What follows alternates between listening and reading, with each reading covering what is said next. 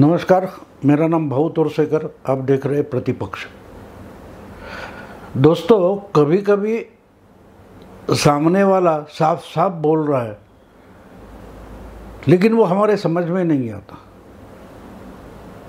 और ये दोनों तरफ से हो सकता है कि जो बोल रहा है उसको लगता है कि वो बिल्कुल साफ बोल रहा है, उसमें गलतफहमी होने की कोई संभावना ही नहीं है, ऐसा उसे लगता है। लेकिन वो जो कुछ बोल रहा है वो हमारे समझ में नहीं आता। और ऐसी दूसरी भी बात होती है कि जब हम उसके साथ बातें करते हैं तो उसको भी समझ में नहीं आता कि हम क्या बोल रहे हैं। तो आज का जो सब्जेक्ट मैंने विषय लिया है उसका शीर्षक है, वो देखकर ही आप समझ जाएंगे कि यहाँ कुछ गड़बड़ है, कि विरोधियों का 2024 मिशन 2024 और बीजेपी या नड्डा और अमित शाह इनका 144 मिशन 144। तो ये आंकड़ों में क्या गड़बड़ है? तो गड़बड़ ये है कि विरोधी दल जो है वो इकट्ठा होकर मोदी और बीजेपी को परास्त करना चाहते, हराना चाहते, और उसके लिए 2024 के लोकसभा चुनाव में मोदी जी को फिर से जीतने देना नहीं है, ये इनका टारगेट है। कोई बात नहीं, कोई गलत नहीं है कि कोई भी जो सत्ता में पार्टी है उसको हराने का विचार या प्लानिंग या रणनीति विरोधी दल बनाए, तो उसमें कुछ गलत बात नहीं है। प्रजातंत्र में, डेमोक्रेसी में ये होता ही रहता है और होना भी चाहिए। लेकिन बात ये है कि 2024 मिशन 2024 उसका मतलब क्या है, उसमें आप क्या करना चाहते हो? तो हम इकट्ठा होकर गठबंधन बनाकर, गठबंधन की राजनीति करके वोटों की जो डिवीजन है वो टालकर हम मोदी को हराएंगे, ये इनकी आइडिया है। आइडिया मैं बोल रहा हूँ।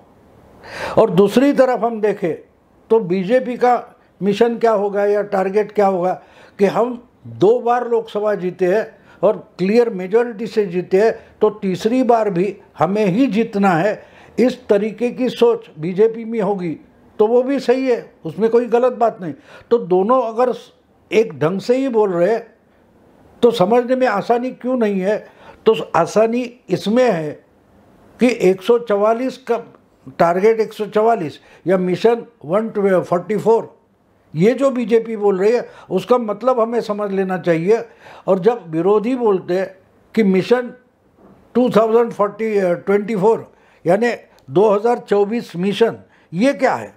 तो ये साल के बारे में बोल रहे हैं, और शाह, नड्डा या बीजेपी सीटों के बारे में बोल रहे हैं। अब 144 सीटें ये तो मेजॉरिटी की होती नहीं, 543 यानी 543 लोकसभा की सदस्य संख्या है, उसमें तो 144 सीटें कोई मायने नहीं रखता। इतनी सीटें तो सोनिया गांधी ने 2004 में मेरा ख्याल है उनको मिली थी, फिर भी उन्होंने गवर्नमेंट बनाई थी, लेकिन अपनी ताकत पर सरकार नहीं बनाई थी, गठबंधन बनाई थी चुनाव के नतीजे आने के बाद। तो क्या बीजेपी इस ढंग से सोच रही है कि भाई अभी 2 बार तो हमको बहुत बड़ा अच्छा बहुमत मिला है, तीसरी बार मिलने वाला नहीं है, तो कम से कम 144 सीटें हमको जीतनी चाहिए। तो हम यूपीए जैसा, या सोनिया जी ने 2004 में जो बनाया था गठबंधन, वो ऐसा गठबंधन बनाएंगे 20 साल बाद, 2004 के बाद 2024 यानी 20 साल बाद सोनिया जी ने जैसा गठबंधन बनाया था वैसा ही बनाएंगे। इसके लिए हमको कम से कम 144 सीटें जीतनी पड़ेगी। ऐसी बात तो नहीं है। मुझे नहीं लगता कि जो 300 से ज़्यादा सीटें जिन्होंने जीती है और 2 बार मेजॉरिटी जीती है, और उससे आधे सीटों के लिए टारगेट रखेंगे, नहीं होगा। टारगेट तो हमेशा बड़ा होता है। तो इसलिए हमें समझना चाहिए कि 144 का मतलब क्या है। 144 का मतलब साफ है कि बीजेपी जीतने की सीटों के बारे में नहीं बोल रही है। आज तक जो सीटें जीती है उसके बारे में नहीं बोल रहे। बीजेपी का टारगेट जो है वो जो 303 सीटें 2019 में बीजेपी जीत गई थी, उससे आगे चलकर ज़्यादा 144 सीटों पर ध्यान देना चाहिए। इस ढंग से बीजेपी में सोच चल रही है। जब मैं बोल रहा हूँ 6 सितंबर को, तब जेपी नड्डा और अमित शाह इन्होंने कार्यकर्ताओं की, नेताओं की एक मीटिंग दिल्ली में बुलाई थी और उनके सामने 144 का टारगेट रखा है।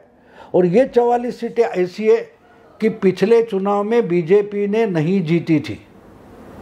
बीजेपी जहां हार गई थी, ऐसे 144 सीटें। अब ये 144 सीटें कौन सी है ये भी देखना पड़ेगा। तो ये बात ऐसी है कि 303 सीटें तो बीजेपी ने जीत ली थी, मतलब 240 सीटें ऐसी है, 240 सीटें जहां बीजेपी या बीजेपी के दोस्त हार गए थे। तो वो 240 सीटें हैं, उसमें से 144 सीटें बीजेपी ने चुनी है जो इनके टारगेट पर है, या जिसको मिशन 144 बोला जाता है। अब ये सीटें कौन सी है? तो ये सीटें बीजेपी या एनडीए बनकर जो उम्मीदवार खड़े थे, एनडीए के नाम पर लड़े थे, मोदी जी का चेहरा दिखाकर लड़े थे, लेकिन हार गए थे, ऐसी 144 सीटें हैं। अब इसमें कुछ सीटें ऐसी है कि 2 नंबर से बीजेपी या एनडीए का उम्मीदवार हार गया था, या तो तीसरे नंबर पर बीजेपी या एनडीए का उम्मीदवार हार गया था। इसका मतलब ये कि ये 44 सीटें बीजेपी टारगेट कर रही है। अब ये क्यों टारगेट कर रही है? इनको जीतना है तो पहले से जीती हुई सीटें उसका क्या होगा, ये भी सोचना पड़ेगा। तो एक बात है कि पिछले बार जो सीटें 303 सीटें हमने जीती है, बीजेपी ने जीती है, वो तो हमें संभाल कर रखना ही है, हमको फिर से जीतना है। और वहाँ से जो उम्मीदवार चुन कर आए उनको लगातार 5 साल उसी ढंग से काम करना ज़रूरी था, और बहुत सारे करते होंगे कि मैं वापस चुन कर आऊँ। तो उसके लिए तो पहले से लड़ाई चालू है कि फिर ये सीट जीतनी है, ये हमारे कब्जे में है, वो हमारे ही कब्जे में रहे। लेकिन 144 सीटें ऐसी है कि जो हम जीतने की बजाय हार गए थे, और कुछ सीटें तो बहुत कम वोटों से हार गए थे। तो अगर हम अगले 1.5 साल में ऐसी 144 सीटें जहाँ दूसरी या तीसरी नंबर से हारे हैं, वो सीटों पर अपने पैर जमाए, अपनी जड़ जमाए और ताकत से खड़े रहे, तो उसमें से कम 144 जब हम टारगेट रखते हैं तो उसका मतलब ये होता है कि 144 में कम से कम 40-50 सीटें निकल कर आएगी। अब ये 40-50 सीटें क्यों चाहिए? अगर आप टारगेट या मिशन 144 बोल रहे हो तो उसमें से सिर्फ 40-50 क्यों चाहिए आपको? सब 100, कम से कम 100 सीटें क्यों नहीं? तो 100 सीटें जीतना इतना आसान नहीं होता। लेकिन 144 के लिए अगर ताकत पूरी झोंक दे तो उसमें से 40-50 सीटें आ सकती है। और वो 40-50 सीटें इसलिए चाहिए कि जब आपने 5 साल पहले यानी 2019 में अगर आपने 303 सीटें जीत ली है तो उसमें से कुछ सीटें तो हाथ से निकलने वाली है। हमेशा ये होता है, आप एक चुनाव जीत जाते हैं, बहुत सारे, समझो आज बीजेपी ने 300 सीटें जीती है, लेकिन 1984 में राजीव गांधी ने 400 से ज़्यादा सीटें जीती थी, लेकिन 5 साल बाद 200 से ज़्यादा सीटें उसमें से निकल गई थी। तो ये बात होती है हमेशा कि आपने जो सीटें जीती है उसमें बहुत सारी सीटें ऐसी होती है कि जो बहुत कम वोटों से जीती है। तो चांस ये भी था कि वहाँ भी बीजेपी हार सकती थी। तो ऐसी कम से कम 40-50 सीटें बीजेपी के पास होगी जो जीती है उन्होंने, वो हाथ से निकल सकती है। थोड़ी भी गड़बड़ हो गई तो वो 40-50 सीटें जा सकती है, तो वो कवर करनी पड़ेगी। अगर वो कवर करनी है तो और कहीं से लानी पड़ेगी। तो और कहीं से मतलब जहां दूसरे या तीसरे नंबर से बीजेपी हारी है। मैं एक बात बता दूं आपको, यूपी में 2014 में बीजेपी ने 73 सीटें जीती थी। बीजेपी और उनको दोस्त मिलकर 80 में से 73 सीटें जीती थी। लेकिन 2019 आने तक जो पॉलिटिकल सिचुएशन बदली, सपा बसपा इकट्ठा हो गए, उनका गठबंधन हो गया, तो उसका परिणाम होकर कम से कम मेरा ख्याल है 10 सीटें उधर कम हो गई। तो वो जो घाटा है वो भरने के लिए बंगाल में जो सिर्फ 4 सीटें या 3 सीटें थी, वहाँ 18 सीटें बीजेपी ने चुन कर लाई। तो ये जब हम टारगेट रखते हैं तो वो रखना पड़ता है कि भाई जहाँ घाटा हो रहा है वो भरकर निकले, और नहीं घाटा हुआ तो भी हम ज़्यादा बड़ी विजय हासिल करेंगे। तो इसके लिए उसको मिशन बोला गया। मिशन 144 का मतलब पूरे 144 सीटें नहीं जीतनी है, लेकिन उनमें से 30% 40% भी लाते हैं तो उसका मतलब 40 से 50 सीटें जीतना होता है। अब ये मैंने इसलिए एक्सप्लेन आपको तफसील से बताया कि इसके विरोध में जो कोई राजनीति चल रही है, तो पिछले 3 साल के बाद, यानी लोकसभा चुनाव अब 3 साल पुराना हो गया और आने वाला 1.25 साल बचे हैं, तो उसके लिए अपोजिशन यानी विरोधी दल क्या प्रयास कर रहे हैं, तो वो चेहरा ढूंढ रहे कि भाई कौन मोदी से टक्कर दे सकता है। ममता तो थक गई है, शरद पवार हट गए, केसी चंद्रशेखर राव कुछ कर रहे हैं, के चंद्रशेखर राव जो है वो कर रहे प्रयास। अब बीजेपी के साथ जो पिछले चुनाव में थे वो नीतीश कुमार फिर से एनडीए से हट गए, अब नीतीश कुमार को चेहरा बनाने की कोशिश कर। तो या तो दूसरी तरफ हम देखें तो खुद केजरीवाल प्राइम मिनिस्टरशिप के लिए लड़ना चाहते, तो अपोजिशन के सामने 2 चेहरे, केजरीवाल और नीतीश कुमार। अब केजरीवाल की एक बात है कि दिल्ली में शुरू होकर वो छोटी पार्टी आज भी दिल्ली में लोकसभा सीट नहीं जीत पाई है। हाँ, दिल्ली में 2 बार विधानसभा का चुनाव उन्होंने बड़ी ताकत से जीता है, लेकिन लोकसभा 2 बार बुरी तरह से हार गए। लेकिन इसके बीच उन्होंने पंजाब एक बड़ा राज्य जीत लिया। अब पंजाब और दिल्ली ये स्ट्रांग होल्ड है केजरीवाल के, लेकिन दोनों जगह की लोकसभा की सीटें हम देखें तो 13 और 7 मिलाकर 20 होती है। तो अब 20 सीटें आप लड़ सकते हो अच्छी तरीके से, लेकिन 20 सीटों में लड़कर आप मेजॉरिटी कैसे लाओगे। और दूसरी बात यह है कि आप सब अपोजिशन को इकट्ठा भी करोगे तो आपके पास उनको इकट्ठा रखने का करिश्मा वगैरह है या नहीं। वही बात नीतीश की है। नीतीश 2014 में इतनी बुरी तरह से हार गए थे कि उनकी सिर्फ 2 लोकसभा में सीटें आई थी। 2019 में फिर मोदी जी के साथ आ गए, तो मोदी जी की मेहरबानी से आज उनके लोकसभा में 16 एमपी है। तो अगले बार अगर हम देखें तो ठीक है, आरजेडी और नीतीश मिलकर एक फॉर्मिडेबल अपोजिशन हो जाता है, उसमें कांग्रेस और छोटी पार्टियां मिल गई तो बीजेपी से अच्छी टक्कर दे सकते हैं। लेकिन अच्छी टक्कर देने से लोकसभा का चुनाव नहीं जीता जाता। लोकसभा का चुनाव जीता जाता है तो कौन सरकार बना सकता है। क्या नीतीश सिर्फ बिहार के नेता होकर देश भर में राज कर सकते हैं, उनका चेहरा है? नहीं। मोदी का गुजरात के मुख्यमंत्री होने के बावजूद देश भर का एक चेहरा बनकर उभरे थे।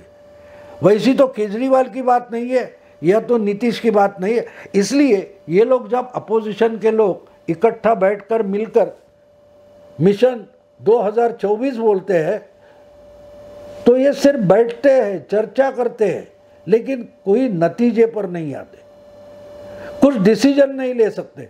एक बड़ी नेता है हमारे महाराष्ट्र की, एमपी है, उनका 5 साल 6 साल पहले मुझे एक फ़ोन आया था, उन पर हमारी बात हुई थी, वो अपोजिशन की है।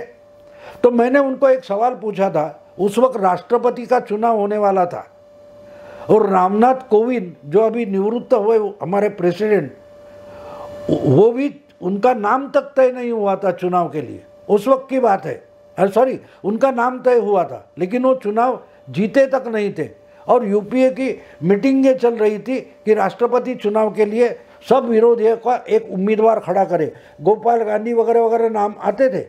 ये मैं इसलिए बोल रहा हूँ कि उस महिला एमपी के साथ मेरी बात हो गई तो मैंने उनको एक सवाल पूछा कि आप ये अपोजिशन की मीटिंगें जब लेते हैं तो वहाँ छोला भटूरा खाते हैं या चाट वगैरह खाते हैं? तो वो गुस्से में आ गई, बोले आप कैसी बातें कर रहे हैं, क्योंकि मैंने उनको बोला कि मैं ये सवाल इसलिए पूछ रहा हूँ कि आज तक आपके यूपीए या अपोजिशन की मीटिंगें 3 बार हो गई, लेकिन आपने एक बार भी मीटिंग खत्म होने के बाद आपके जो कुछ गठबंधन काल्पनिक है, हाइपोथेटिकल है, उसके ज़रिए एक जवाब नहीं दिया कि क्या सब मिलकर एक ही कैंडिडेट खड़ा करेंगे। खड़ा कौन होगा, कैंडिडेट कौन होगा, उसका नाम बाद में तय होगा, लेकिन हम सब मिलजुल कर एक ही कैंडिडेट बीजेपी के खिलाफ राष्ट्रपति पद के लिए खड़ा करेंगे।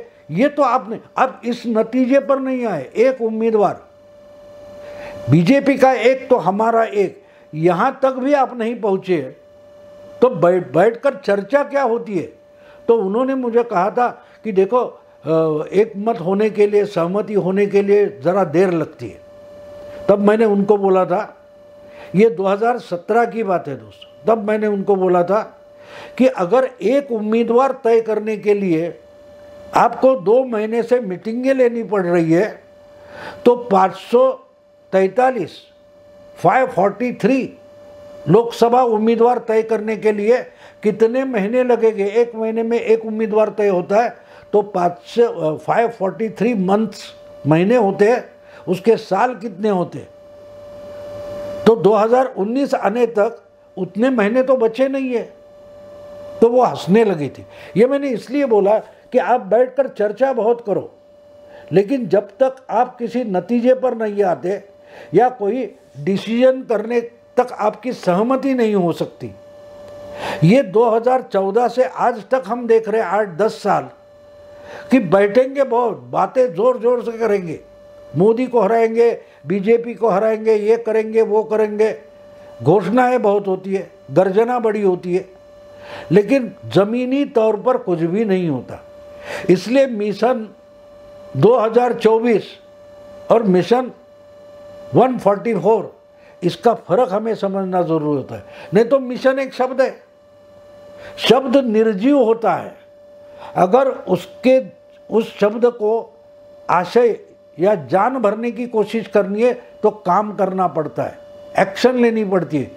और अपोजिशन के मिशन 2024 में कोई जान नहीं दिखाई देती, उसके लिए कोई कृति करने को तैयार नहीं। हाँ, एक बात हमने आज ही सुनी है कि नीतीश कुमार 3 दिन के लिए दिल्ली पहुंच गए, 3 दिन के बाद निकल जाएगा, आगे क्या होगा।